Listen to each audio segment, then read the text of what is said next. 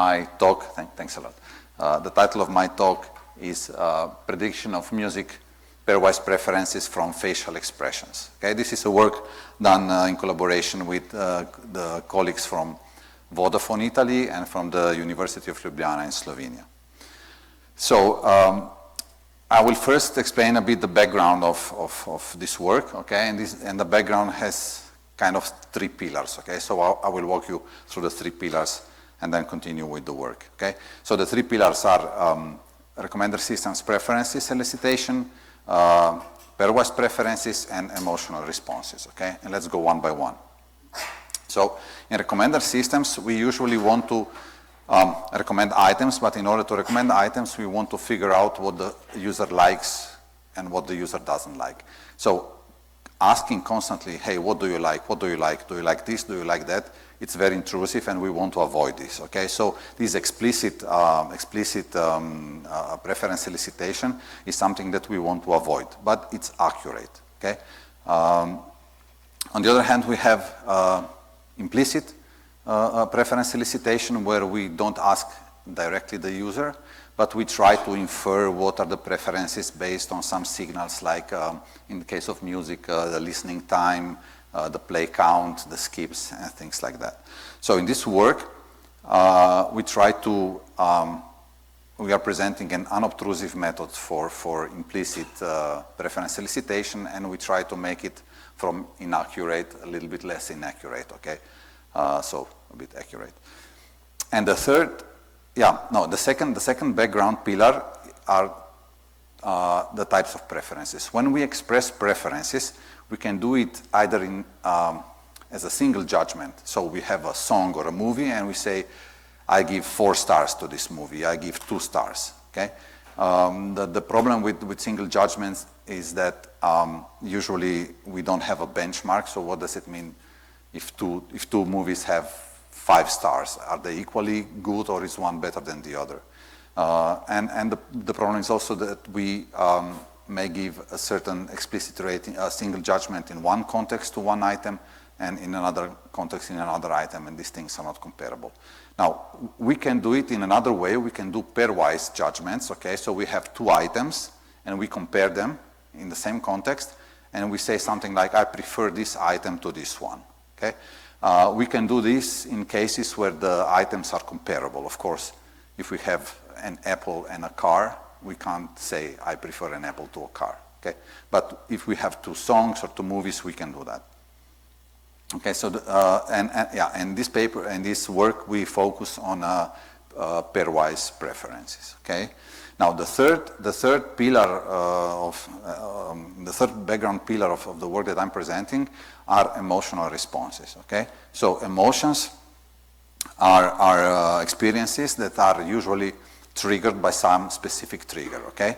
As opposed to mood, which is something that's, let's say, it's a general state that we have and doesn't have a clear trigger, okay? So you may be in a bad mood, I tell you a joke, you laugh for a couple of seconds, and then you go back to your bad mood, okay? So emotions are triggered usually.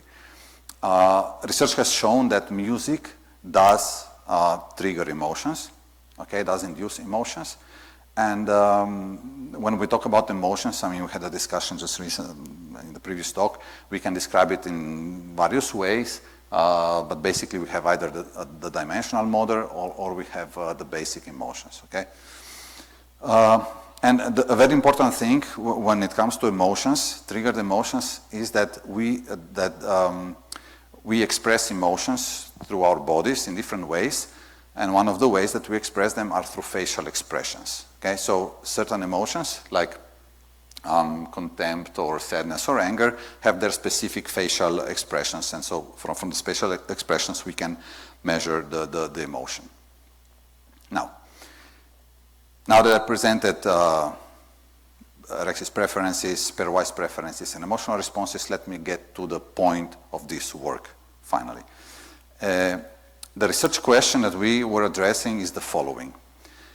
Can we infer in an implicit way the pairwise preferences of a user from the facial expressions when he's listening to music? So we have 2 pieces of music, The assumption is that when the user is listening to one song, has a certain emotional response, which is manifested through some facial expressions. When the user is listening to the second song, again, some emotions are triggered, some facial expressions are the manifestation of it. So can we acquire somehow these features and throw them in a magic machine learning box and get the predicted pairwise preference without bothering the user, asking him which song he likes? So we made an experiment to answer this. Okay, so the work that I'm presenting here is just the user interface part. Okay, so what I'm presenting here is the user study with which we acquire the data, and the prediction of this pairwise preferences using some machine learning techniques. Okay, whereas in the future we want to use the implicitly acquired pairwise preferences in a proper recommender system. So how did we collect the data? So we carried out so first we had a fixed scenario. Okay, the scenario was music, and we had a fixed context, and this was music for work, for a cognitively demanding task. We came up with this scenario based on a pre-study that we carried out. It turned out that this was the most frequent scenario where people actually do listen to music.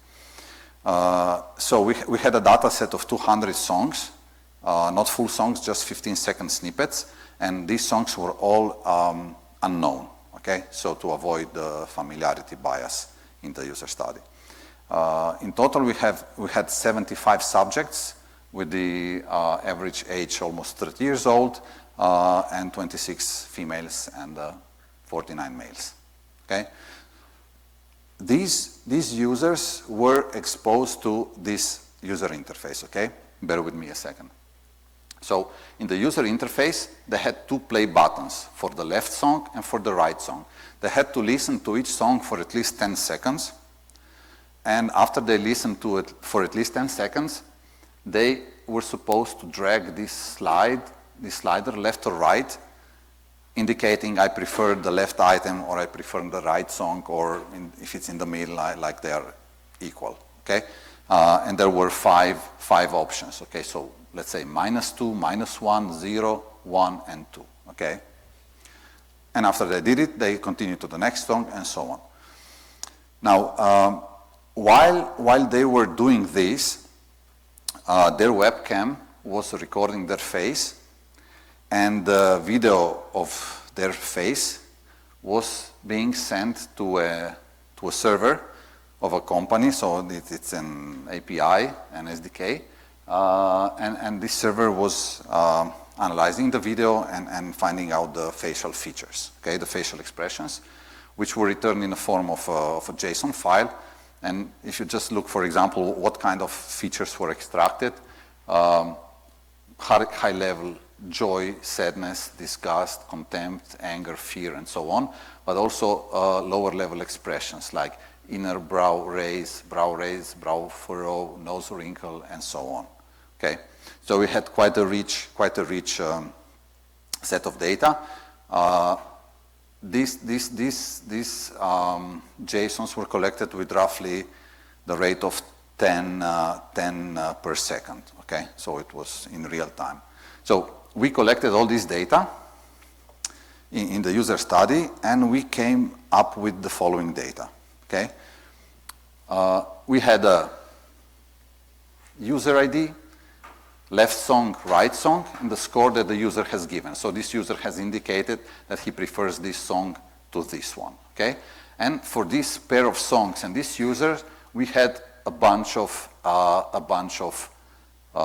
features.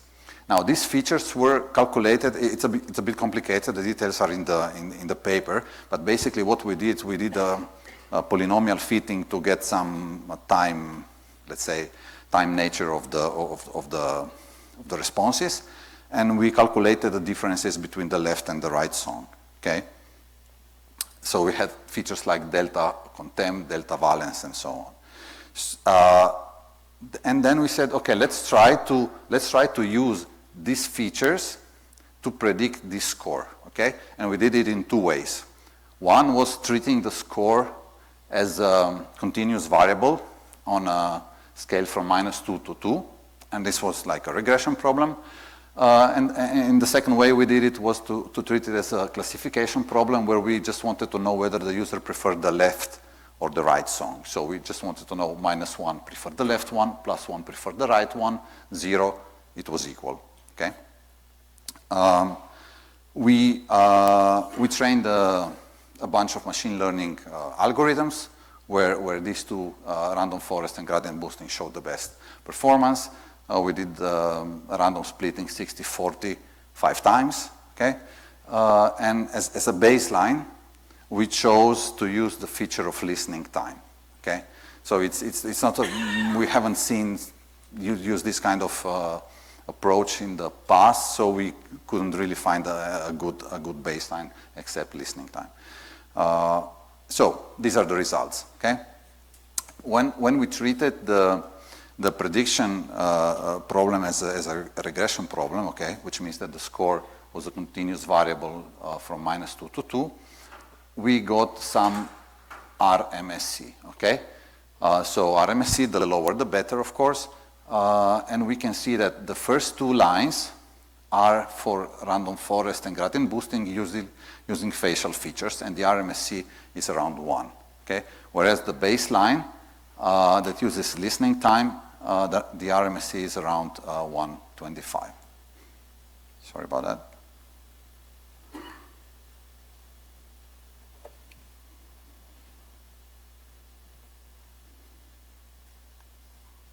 I apologize. Then when we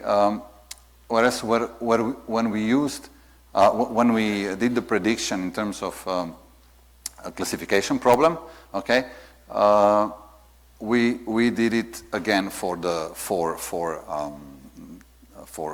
combinations. So random forest, gradient boosting, facial features, listening time. And here we calculated accuracy, precision, recall, and F measure. And these are the higher the better, okay? So again, it turned out that using facial features gives a higher accuracy than listening time or the majority classifier. I'd like to say that at this point that we, after we submitted to IUI, we did some additional experiments. We cleaned the data again and we ran it again, and we could get these results much higher. The accuracy can get close to 1, depending on how big the tree. Okay, so if we have a very big tree, which has we can get really high with the accuracy. Okay. Then we did also, the users were also asked to fill in several questionnaires about some personality traits, and we found out that there are significant differences in terms of, let's say, predictability of the user scores based on their personality. We can see that there are differences between people who score high on openness and low on openness, people who score high on conscientiousness and low on conscientiousness, people who score high on agreeableness and low on agreeableness, okay? So this is the RMSE. We can see that it's different. Now, let me just wrap up this presentation, okay, by saying that we presented a new approach for the implicit acquisition of preferences. We found out that facial expressions do explain the variance in the preferences, and they can be used for that end. And we analyzed also which features are more important than the others, and we found out that especially contempt, valence, joy, and sadness are somehow at the top. Okay, so the differences in contempt, the difference in valence, in joy, and sadness are the ones that account for the difference. Something I didn't mention, we are aware of the privacy issues. It's just we didn't address them. Okay, so the focus was on whether facial features are valid or not. And for future work, we want to use them in a recommender system, and we are actually already carrying out these experiments. Thanks a lot.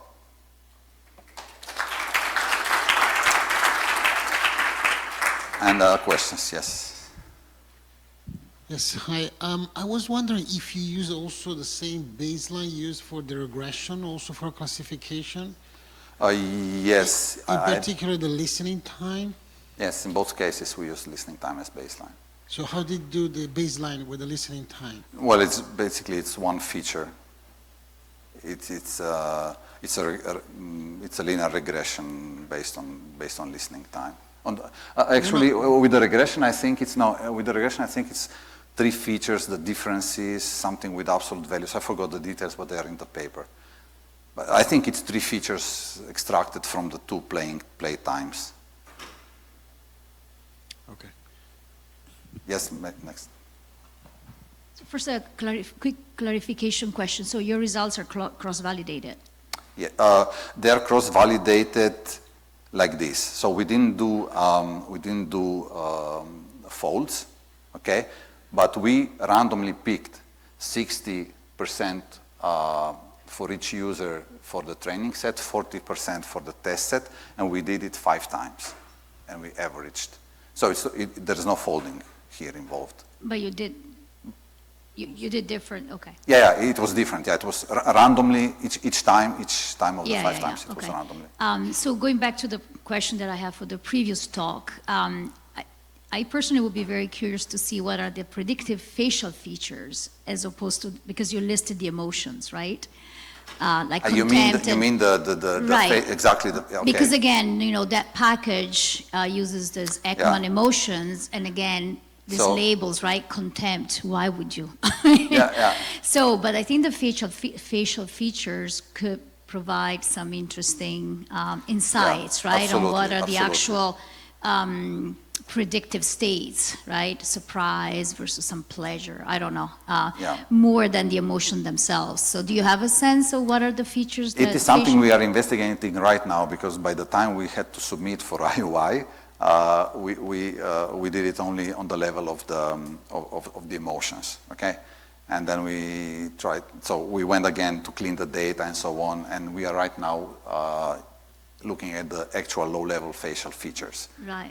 But I don't have an answer right now to that question. Because in the end, right, I mean, maybe you just want something that helps you predict the preferences, and it's great. But if you start having these labels, the question is why, right? You start giving some semantics to the states that That's true, yeah. might not necessarily be important, because all that you want is a good predictor, right? No, yeah, that's true, but you also want, so the idea is also to understand a bit what is the, I'd say, what is the reaction, what's going on underneath. So when I say I prefer that song to that one, it's either one is, so in the case of Contempt, my speculation is that the song that I liked more was relatively neutral, but the other that I didn't like was you know, and then Contempt was the thing that made the difference. Right. But it's just a speculation. I have no idea. Right, because there are many theories of emotions that have different labels, right? And this is just one. So yeah, again, it's just one. Yeah, that's right.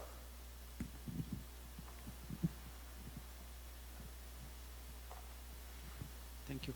I have a question about the way you're collecting the data. So you're asking the user just one time, right? So does it depend what value he is going to pick? Say if you try it multiple times with the same user and exactly the same song on a different day, he might pick different values? Sure. Users are not consistent. That's been shown many times before, right, but we didn't do that. Okay. We just went one time through. Okay. So would you think that in these kind of experiments, we should do it multiple times, collecting the data from user? But so the thing is that probably both things would change, both the rating, the pairwise score, and the facial expression, because probably the context is different, okay? Yeah. So if I'm in the morning, I'm happy about the upcoming weekend, it's one thing. If I'm tired in the evening, it's another context. So everything would change, but I think more or less it would be the same facial signals would indicate the same thing in terms of preference. But I don't know, that's my speculation. We have it here.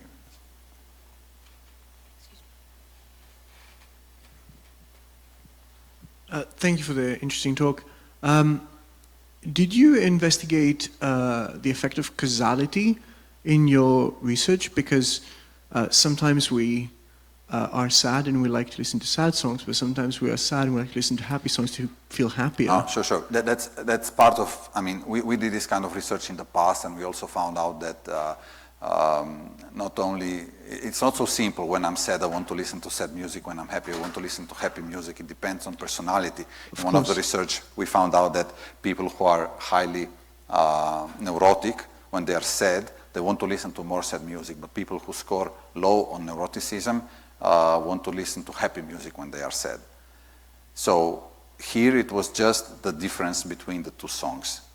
This is also one of the reasons why we went for the pairwise preferences and not giving single judgments to each song, because we don't have the baseline to compare against. Yeah, I understand. That makes a lot of sense. I guess it comes to the definition of what is a better song? What do you like more? Like, there's a very subjective question to ask someone, right?